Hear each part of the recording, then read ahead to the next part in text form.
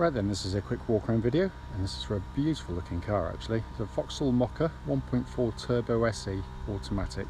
This particular car is a 2015 with just 38,000 miles on the clock and finished in this absolutely beautiful metallic blue.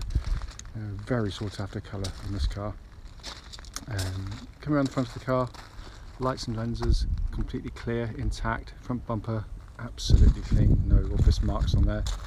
Bonnet itself exhibits, I can't find a stone chip anywhere on there, absolutely immaculately clean.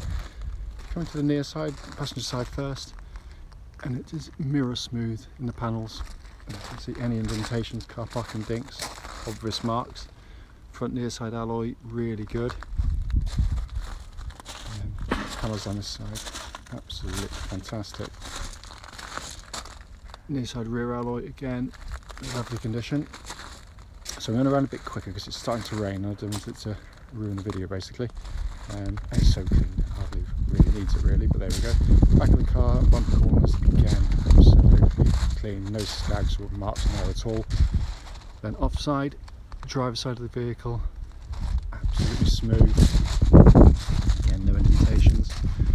Offside rear alloy, completely unmarked. The remaining panel work is absolutely beautiful.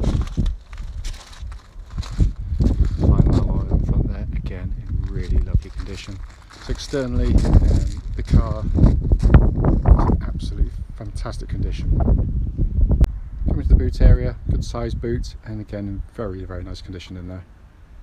So coming into the back of the car now, good amount of rear leg room in these cars, and the front seats are set for me, and I'm over 6 foot tall. The leatherwork is in beautiful condition in here. Front passenger door card, as with all of them, is in really lovely condition. Full set of original Vauxhall mats in the car. Front passenger seat there, been given very little use at all. So finally, just to come to the driver's door card, which again is absolutely beautiful. Footwell area is all nice and clean. And driver's seat, as with all the others, has been kept in just super condition. So sat inside the car now, just to go across the dashboard for you, which looks pretty much as new in here.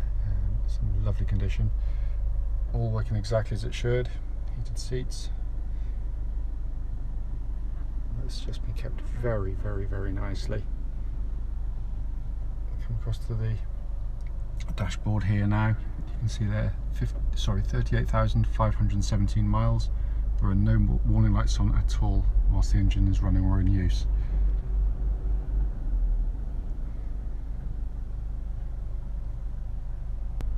Quickly show you owner's manual pack and lock and wheel nut key, both here and present with the car. Right then, this is just a quick road test video, and this is for a Vauxhall Mokka, and it's a 1.4 Turbo SE and an automatic version. This particular car is registered WJ15JSU, and mileage at the start of the road test is 38,411 miles. The reason we do these videos is very simple indeed. We just want customers who are looking online in an advert to actually see the very car advertised actually in operation. We know to our cost just how frustrating it can be to go and see a vehicle which can look great in the description, photographs, etc., only to get there and drive it to find out it's got a fundamental problem which you hopefully should have been told about before setting off, but that, as we know, that isn't always the case. So it obviously is critical in that sense. The road test is also done on part of the road test route any prospective buyer would go on. A reason for that is hopefully then it'll be representative of what you'd feel yourself should you be offered a test drive on the car. Coming to the car itself, you probably know from our website we're actually Honda specialists, so that's our main business, and this was taken as a part exchange against a Honda CR-V of ours. The lady had a CR-V before and wanted to go back to them after a few years, so we've taken this car as a part exchange. It's only the second Mokka I think we had. I think the first one we had was a diesel one. It's the first petrol one we've had, and with the first one, we were actually very impressed. It drives very nicely indeed. To go through the car, sort of one by one as I usually do. Engine first, starts absolutely instantly. Settles down absolutely smooth and even idle. There are no warning lights on the dashboard whatsoever relating to the engine or any other part of the car. I'll check the temperature gauge later in the video because it's only just been started. Worth pointing out actually, because my car is actually out with a customer at the moment, that I'm actually driving this car daily at the moment, just only for a few miles, so I've actually got a bit of a sort of a more of a feel for it than I do sort of quite a lot of the cars, so it's quite nice. Engine feels really nice, punchy. It's very smooth and quiet on the move as well, but a very nice flexible unit, and don't think 1.4 isn't man enough because of the turbo. Of course, it's got plenty of grunt to pull you along. It sort of really picks up very quickly indeed. Engine then feeds through into the automatic gearbox. A nice smooth shifting gearbox. Feels nice and tight in its gear changes. They're very smooth. What you should always be aware of on any automatic gearbox, regardless of who makes them, is just making sure that the gear changes are actually smooth. There's no sort of great delays or thunks engaging drive or reverse when stationary either, and it's perfect in that sense. So on the move, you hardly feel the gear changes. It's very, very nicely done. So coming to the steering of the vehicle, very nice on the car, I have to say. Nicely weighted, makes the car feel nice and solid on the road. It's precise, it's nice and accurate. The car follows faithfully where the steering goes, but it feels really tight. It feels like the car's done hardly any miles, which obviously it hasn't. It also tracks absolutely bullet straight. There's no vibrations at all coming back through the steering wheel at this speed or any speed up to the legal limit, certainly. And I've been on the motorway with the car and I can't feel anything coming back through. Chassis of the vehicle, again, don't get me wrong, it's not a sports car, but what it doesn't do is sort of loll up through the corners. It seems to have good body control. Very comfortable as well, rides really nicely. You can see, set up obviously is for family use, but they've done a nice job on it.